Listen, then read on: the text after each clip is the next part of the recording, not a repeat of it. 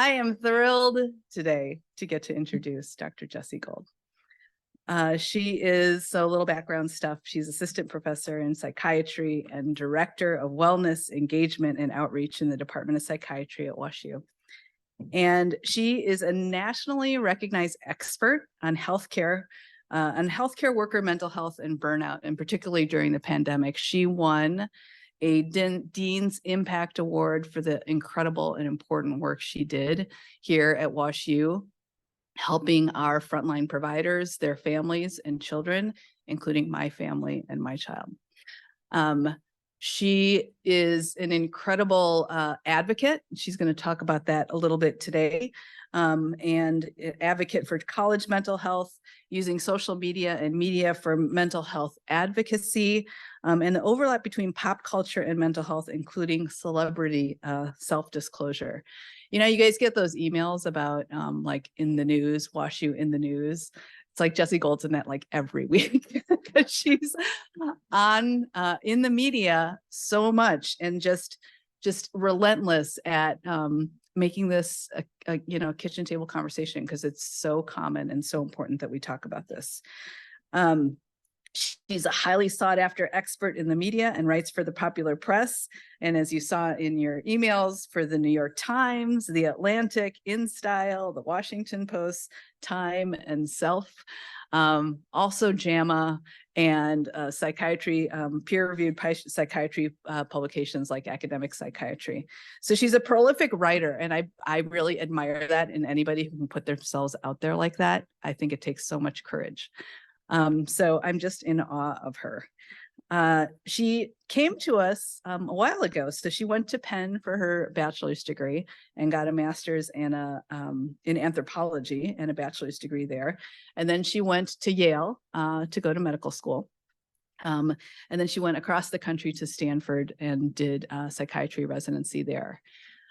She also did a chief resident year, and that's when I met her. So I met Dr. Gold over at the Knight Center on the Danforth campus when she was being recruited here in 2018.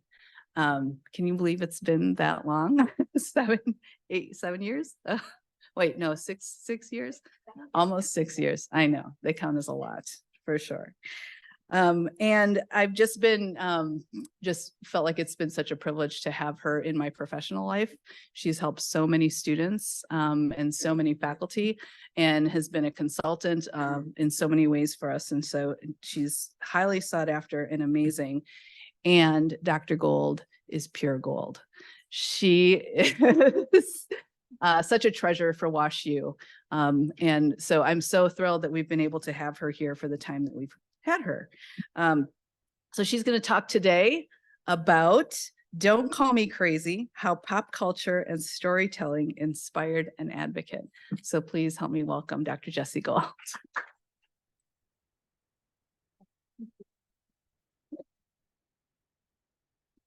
I was trying to decide where I was less short, and I think it's the podium, so you can let me know.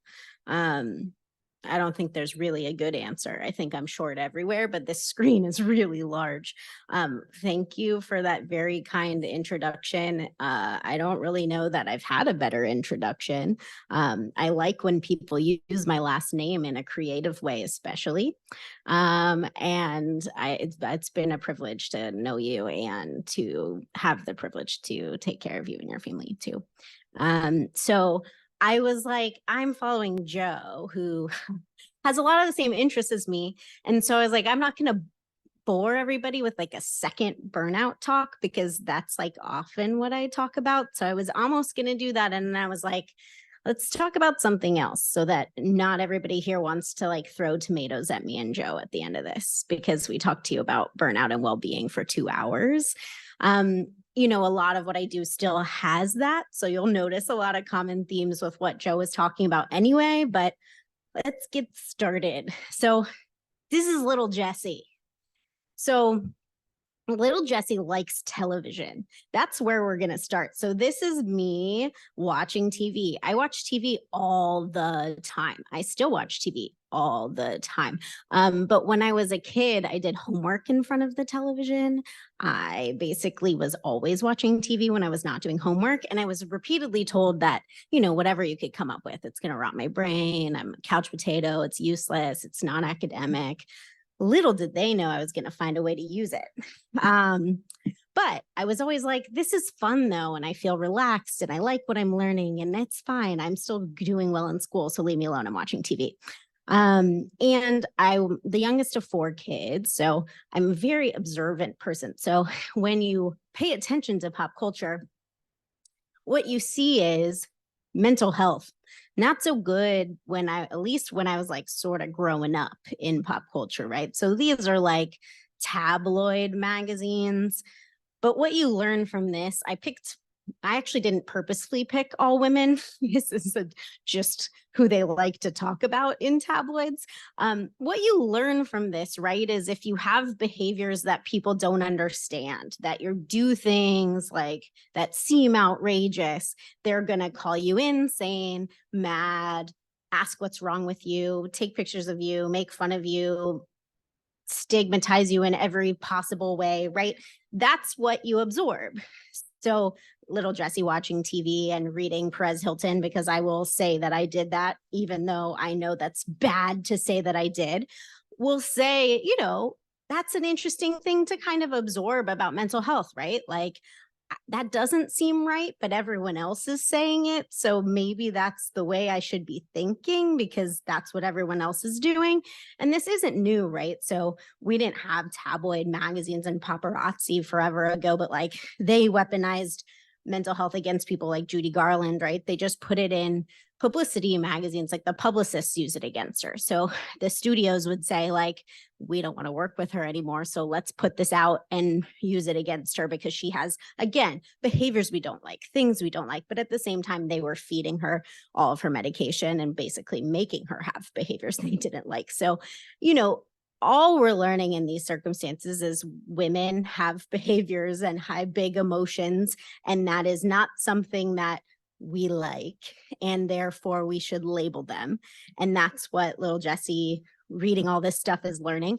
And TV and film, not much better, right? So this is my favorite kind of conglomerate of studies on this. So from the Annenberg Inclusionist Initiative, if you ever want to look at sort of how things are portrayed on movies and TV, they do a good job looking at this. And in mental health, first of all, what you'll find is there's not a lot of portrayals of mental health. So period. So the storylines are pretty boring if there are any.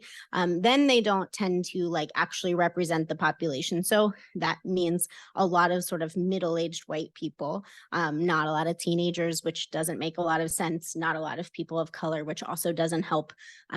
But when there are conversations, what you'll notice is those characters are often in these situations where they're disparaged, it's something to joke about, or they hide it, right? So again, you're learning that like, if I have a mental health condition, someone's going to make fun of me about it. I probably shouldn't talk about it. And it's something that people will bully me about, right? And then they use all those words again, the same ones they use on the headlines about people with mental health when they're in the storyline. So they talk about them behind their backs. And then probably like most significantly, because it comes up a lot with patients, but it comes up a lot in conversation, this violence thing, right? So people with mental illness being portrayed as violent in film. This actually has gone up since 2016. So it's tiny, but basically 46% of characters in 2016, 72% in their most recent study, which was 2022. This is in the context of like these world conversations about violence and mental illness. And yet we're still producing more stories that sort of say, hey, but look, mental illness and violence are linked, which helps nobody, right? But what it does is make patients say, like if I have a diagnosis, somebody's going to think I'm violent. And that's a really hard thing. And what that leads to is stigma, right? So I'm not going to like belabor the definition of stigma because I'm sure you've like heard it, but I put it up there in case for some reason you haven't actually heard the formal definition of it. But what I did put up there is this concept of like public versus self stigma. So public stigma is like all of that stuff going on the outside, right? The film, the TV, the tabloids, all that stuff that exists in the outside leading to friends and family and people having opinions about mental illness, right? Self stigma is like, okay, all of those people believe that, so it must be true. Like, if I have a mental illness, I must be violent. If I have a mental illness, it must be something people should joke about, right? So you incorporate that towards yourself. This is true in medicine too, right? So we're not somehow like magically immune from this. This is the best study of stigma in med students in healthcare.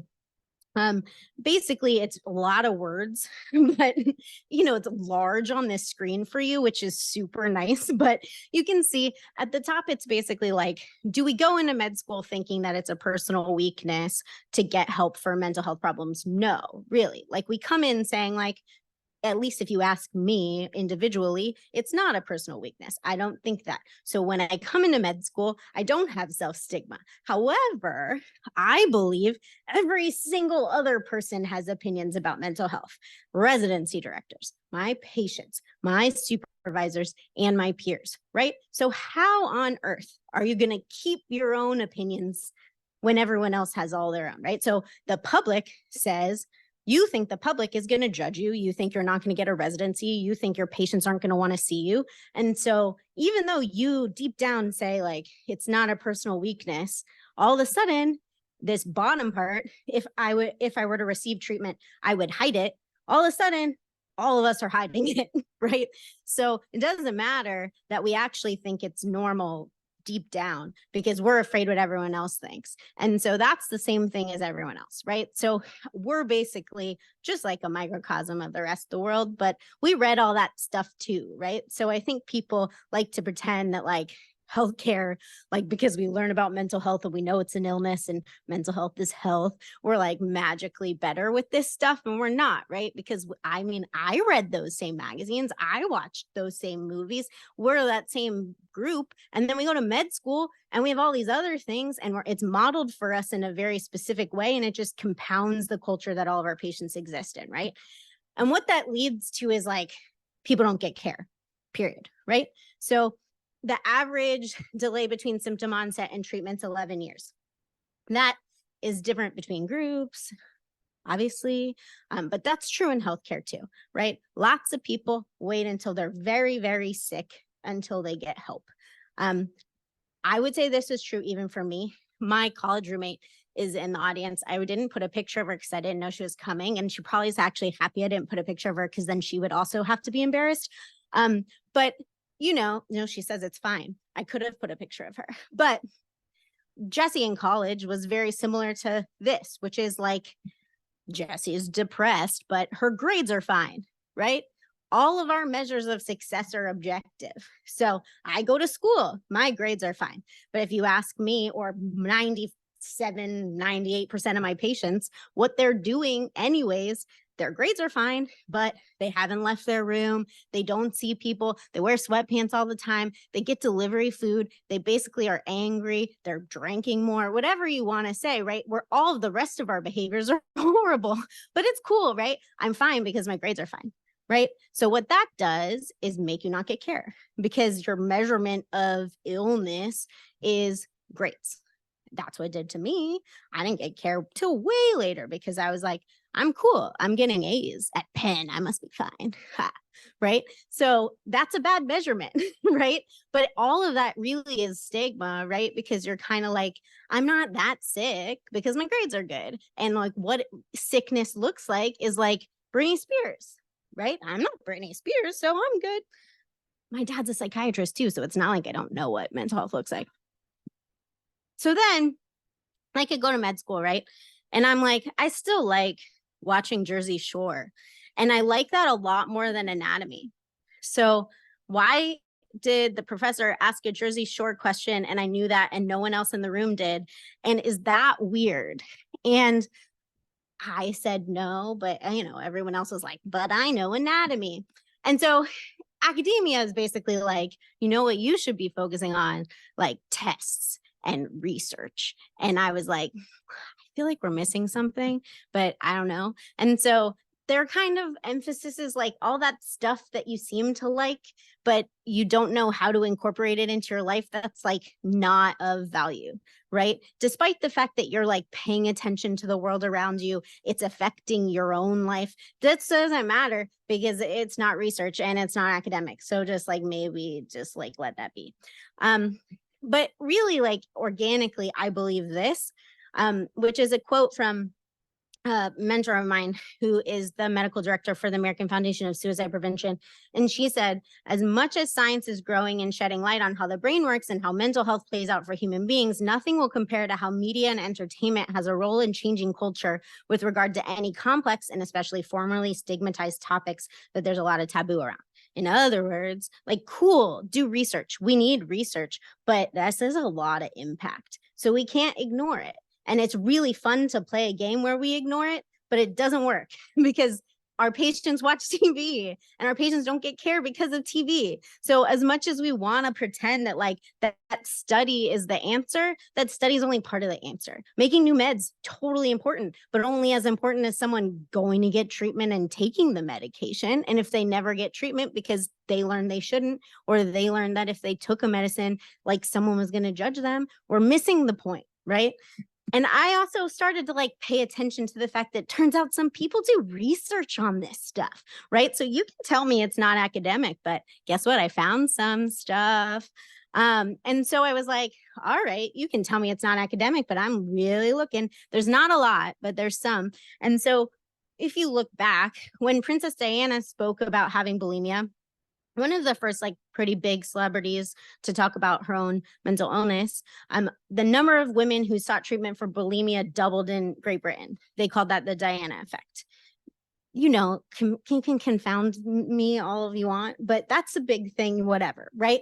Then there's some studies where like they have people read like a self-disclosure by a celebrity, in this case, Demi Lovato, or watch a video of a person self-disclosing, in this case, Demi Lovato, and they say like, well, what do you think about bipolar now?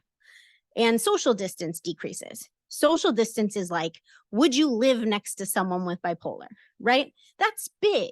So just watching Demi Lovato say like, I have bipolar disorder makes a lot of people say, I could actually live next to someone because I know who Demi Lovato is and I'd live next to Demi Lovato, but like most of us would. That seems fun. And so basically that's what that does, right? Also, I'm sure all of you have seen like TV shows where at the end they're like, here's resources. And you're like, why did they do that? Turns out it actually matters. Like it feels really stupid in the moment because you're like, why do they just put that person back on screen to tell me like some random resource? But actually really helpful. So this one is after this Grey's Anatomy episode that focused on sexual assault trigger warning, they talk about RAIN, which is a resource for that. And not only do people like look it up to learn more, like Google Trends go up, conversations around it on social media go up, telephone calls to hotline increased 43% in the 48 hours after that episode. Again, there's probably some percentage in there that you could say got really triggered from watching an episode of Grey's Anatomy, but 43% increase cannot have been from triggering alone, right? That means people were watching and said, hey, turns out that's what's happening to me. And I probably should talk to someone about it. And now I know where to go to talk to someone about it. And they decreased all of the steps for that, right? And so stories can make us feel seen when we haven't felt seen before and link us to resources to feel seen and get help, right? So huge, huge ability to make a difference. In other words, no matter what they teach you in medical school, you can't just say like celebrities and TV and film and the popular press are like unacademic and not worth our time, because the potential for change and the ability to actually help people using them as formats is just like too big, and especially in mental health, but in all medicine. But I will emphasize the importance in mental health. The importance is too big, right? And like, look at how many people are playing around on the media. Like You can tell me social media has bad impact on mental health, and that's a whole nother lecture I'm happy to give sometime. But listen, it's not going away. So you can hate it all you want, but they just keep making a new one. So you can ban TikTok, they'll come up with something else. You can tell me Facebook's not cool anymore, they'll come up with something else. It doesn't really matter. There's always going to be something else. There's always something else. Like, it's just how it works. It's not going away. So we have to figure out how to use that to help people and not pretend it doesn't exist, because that's not helpful. Plus, a lot of people do research that no one sees. This is my favorite study because I just think it's funny. Again, judge me on the academic merit all you want, because feel free to. I would judge me on the academic merit, but there are a lot of journals. So this feels true to me because there are a lot of like those predatory ones, right? So an average journal is read by 10 people, like cover to cover. That feels logical. So in other words, how much time goes into one scientific paper for somebody? Years, grant money, a lot of work, like lots of rejections. And then eventually maybe like some years later, you get like one paper and you're like, look, I got a paper, yay. And then 10 people read it. That's not helpful, right? So if you're doing work, it'd be really cool if people saw it. Like, if you don't want to do the media stuff because of like changing the narrative like I do, that's totally fine. But you should consider like how to get your stuff out there, because you did a lot of work and it makes a lot of sense for people to actually care about that. Right. And if you're not controlling that and you're not putting it out there, like who is? Because like journalists can't find your stuff. They want to. Some big journals have press machines, but even that, like I get those news alerts from, because I'm a journalist, and it's like they mostly don't make sense. They're not like defining it for you. You have to figure out if it's relevant. So then I land on like, all right, guys, I'm going to prove everybody wrong, because that's my favorite thing to do in the world. I think that comes from that dude on the left of me, or on your right. But you know, sometimes people in your family teach you to be a little obstinate, and it's helpful. You know, I think I basically was like, I really think there's something here. And if I'm going to go into mental health and I'm going to like do something, like, I don't really care that people keep telling me that you can't have an academic career doing this. I'm going to figure it out. So for me, it really started with my own story. You know, like Joe actually mentioned this in a lot of ways. So like the story that I told, that was the story that made me realize that your story has power and you're your own expert, even when you have imposter syndrome and think that nobody cares what you have to say, is a story of mistreatment, right? So when I was in medical school, I started journaling. I was not a journalism person in college. I had never worked on a paper. I'm not one of those people. I just like got bored and started writing because I had feelings, right? Guess what? I'm a psychiatrist.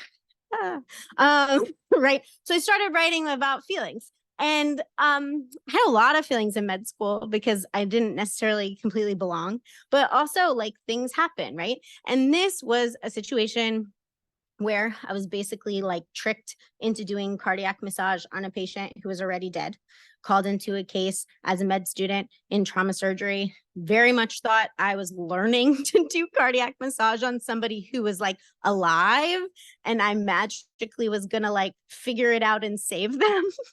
And the person was very clearly dead, but I didn't know that. Like, I only learned that when like they kind of, the anesthesiologist hinted that at the end, and it like all clicked to me, and I realized it was like this learning exercise, and that was like supposed to be helpful to me.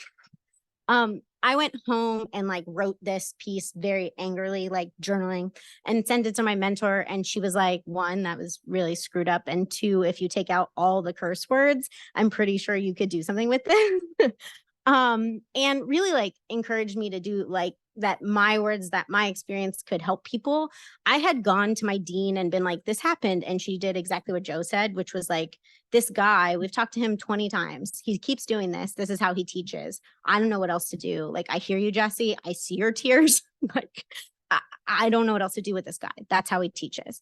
And when I wrote this, not only did I get more positive feedback than literally anything else I had done in medicine, which sort of was like, oh, turns out like you can get positive feedback in medicine. And so I was like, I think I need to keep doing that. But my dean sent it to everybody. Like everybody. So I also empowered her in a different way to say like, hey, like, here's a thing, maybe we shouldn't be doing this to students, because she also was clearly stuck, right? So I learned in that moment that like you can educate with writing, that you can make big change with writing, and that even as a med student I could, right? So I think what stops a lot of people is this like, I'm not an expert. Who defines an expert? I don't know enough. Well, I knew enough to tell you that was wrong, and that like probably nobody should be doing that, and that a teacher could learn that from me. And so you kind of like can grow from that. And for me, writing has like evolved, right? Like turns out now I have mental health experience. So I can sit and watch television and I can say, look, that was like a pretty decent portrayal of trauma, but they didn't actually talk about that because it's a TV show and they don't have time. And I can do that now. And all of these kind of headlines that relate to TV, clickbaity as heck. They love it. Like people will click things about that, and I can trick them into learning about mental health. And I can trick most publications into publishing it because it's interesting to them, because people will click it, right? So I've learned that the thing that I really like, which is sitting in front of the TV and watching it, I can now actually do for work, right? Because people will read it. And there's a lot of material there, because a lot of shows touch on mental health, but they don't like really. And there's a lot of medical shows. So the same thing is true for a lot of specialties. There's like, oh, we're going to talk about trauma, but we're not going to talk about like the good and the bad of the episode or what we could talk about there, right? So Yellow Jackets, I talked all about cults and like how people with mental illness can be drawn to cults. Like that's where my brain went. Other people are like, look at this cult in Yellow Jackets. This is fun, right? Like I have different brain when I watch TV. That's okay though. And all of this stuff has just been fun for me. And I also can do this kind of writing academically, right? Not a lot of places have it, but this is a media column in academic psychiatry, and residents love this kind of writing. And basically I've had the ability to kind of write about portrayals of mental illness academically. I served as the pop culture expert on this paper, not content expert on this paper, if you are of curious at all. But when the residents tweeted it, Sterling K. Brown also did, which is cool. I mean, I'm just going to say that because that's a fun thing you get from writing about pop culture, right? And in parallel, right?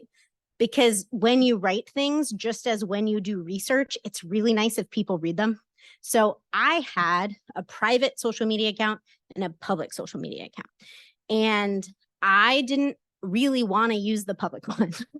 I didn't understand it. I don't know why it mattered. I thought it was weird. Self-promotion felt like the most awkward thing in planet Earth. I was like a med student, then a resident, and I didn't feel like I knew anything. And I started writing, and all of my editors were like, that's really great. But like if you write, like cool, if people would read it, that'd be even better. And I was like, but I'm writing for InStyle. Like you have your own people who read InStyle. And they were like, yes, but we really like it if you also have your own people so that it combines to make more people. And that made sense to me. So I started the awkward fun of learning to use social media to grow in self-promotion, right? It's not fun, but it's the same with research. More people, more eyes, more change. It just is. It's a different group of people than maybe would see the publication on their own. And it's a different narrative around mental health. I put this in here just to show you that it's a skill. So people are like, you have 40,000 followers. You must be really good at it. I'm not. This is my first tweet ever. I look like a bot, 100%. I literally just tweeted that link without telling you anything about the link and just said like link. That's weird and unhelpful. The link was actually something really in my wheelhouse, but you wouldn't know. You wouldn't know why it matters. You don't know why I care about it. You don't know why you should click it. I'm just giving you a weird link. And it was back before they even like put the pictures under it when you put it up. So all it is like seriously a creepy link. So I'm just telling you like what you learn like by observing, just like watching TV, right? Like you can learn a lot by observing on social media. You don't have to dive in right away. Your expertise can grow over time. Like, I don't know what I was doing. I've never had a viral tweet. I basically just like started posting and people were like, oh, and started following me because I post about stuff I care about, right? It's just an organic thing for me, but it has always been like in line with these things that I'm interested in and caring about and wanting people to learn more about. Being on social has led to things like all the journalists use social media and they're super lazy. And they're like, I need a mental health expert. And they just type in like mental health in search on Twitter and like Taylor Swift or something. And then like I come up because I talk about Taylor Swift too much. And I've somehow become like the Huffington Post Taylor Swift expert. Like I've been in like 6 articles. And the reason why is because 1, they're lazy. And 2, because like they know that I've already listened to the album or gone to the concert and they don't have to ask me to do it. So because I am a pop culture person and I like some of the things that most people like, they know that I don't have to actually like tell me, the psychiatrist, to do the work because I probably listened to the album at midnight when it dropped. Because I did. And so they call me and they say, did you already listen to it? And I say, yeah, that's a good question. I can answer that right now. And so I do. Or Ted Lasso.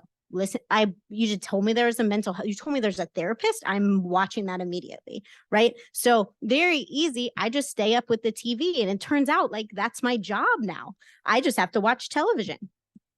I also like every time a celebrity talks about themselves now, I get to say, hey, it's really helpful when they do that because it normalizes mental health. That's all. That's literally every single one of these interviews. I didn't say anything earth shattering. I'm like, oh yeah, it normalizes mental health. It makes a big difference. Really helpful for people. That's not earth shattering. But they all find me because I talk too much about pop culture, right? So basically, like having like storytelling and pop culture be like my jam has led to me being like all over the news, like Dr. Moscoso was talking about. It's also led to this really fun thing, which is like I've gotten to help make stories. So this is this thing called the Mental Health Media Guide, which I helped co-write with MTV, Viacom, and a bunch of other sort of like experts in entertainment. And so if a creator like wants to write a story on depression, they go like on the guide and they look up depression and they see like some facts about depression, but they also see like what's missing from most stories in depression. I did not have to do any research.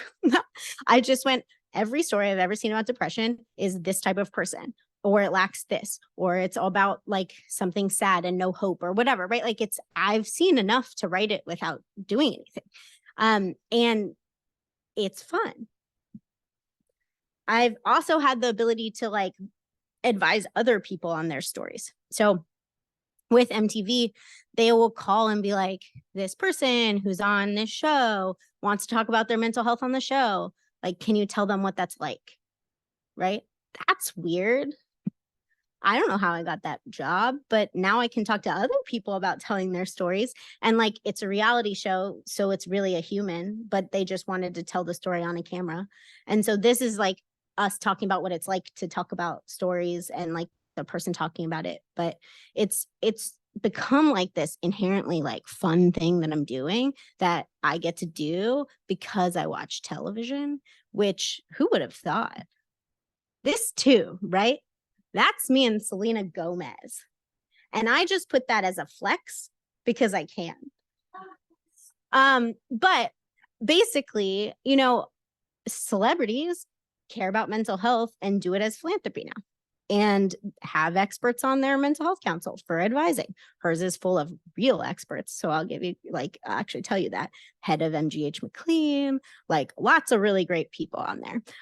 But because I've been in all this stuff, they're like, hey, young person who shouldn't be on this with all these other really fancy people, would you like to come hang out? And so I got to go hang out, right? And it's really fun. And we get to like think about what they're doing with their money, which is like good money because she's Selena Gomez, right? So it's how do you get involved with this stuff that people would say is silly and make a really big impact because she's working on the populations I care about and giving money to the populations I care about, college students, right?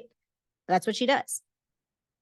And I'll add that like all things for me, like COVID, like catapulted this into stratosphere space for me. So pre-COVID, like I'd done 2 TV interviews maybe and like 1 podcast and felt zero. I was like not at all comfortable with much else other than writing. Then did you know there's a mental health crisis? In case you didn't notice. And it really has impacted all the populations I see, right? So I see healthcare workers, I see college students, basically right in my wheelhouse. And so I wrote that piece in the middle about healthcare worker mental health in April 2020. I tried to get that everywhere else, and the only place that would publish it is Stat, because they told me it was not important.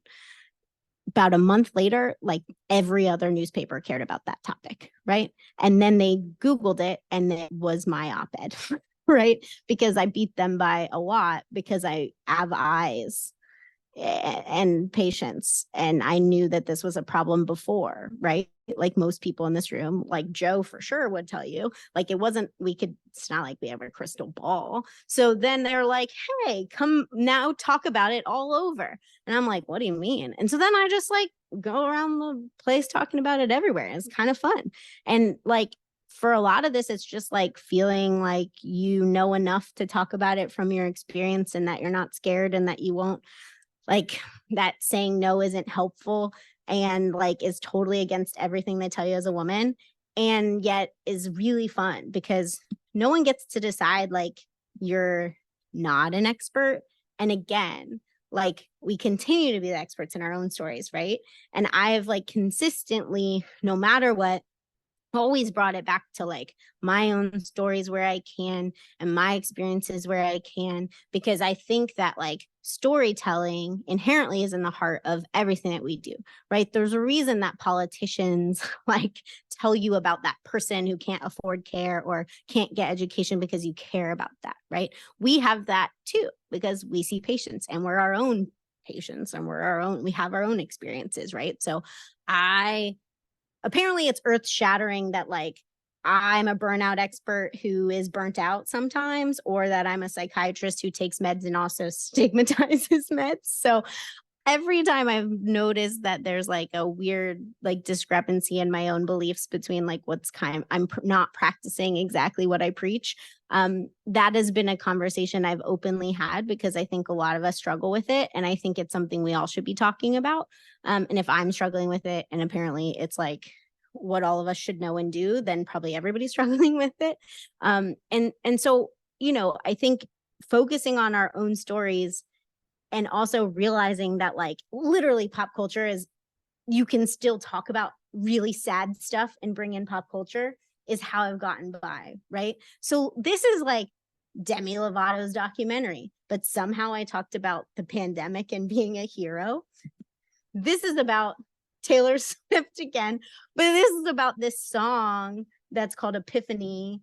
For anybody who doesn't listen to Taylor Swift, that's about healthcare workers during the pandemic.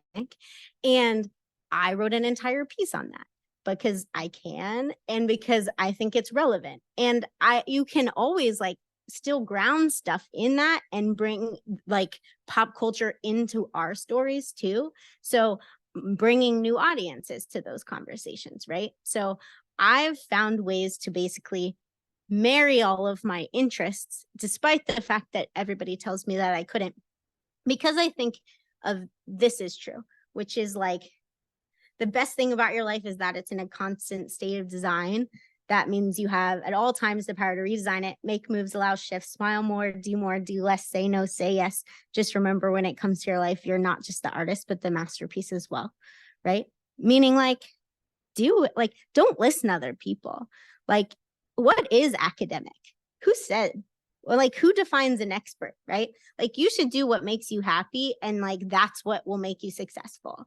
And like that's what I wanted to talk about, because I think it's really important that we think about our careers that way, because I'm young, but I've done a lot of like things that show up because I like that stuff, not because I'm like, I want to be famous or because I want to be in the news. Like, I'll tell people all the time I would write under a pseudonym all as much as I could if that was something that mattered. But it turns out our expertise is actually what they want, so I can't write under a pseudonym.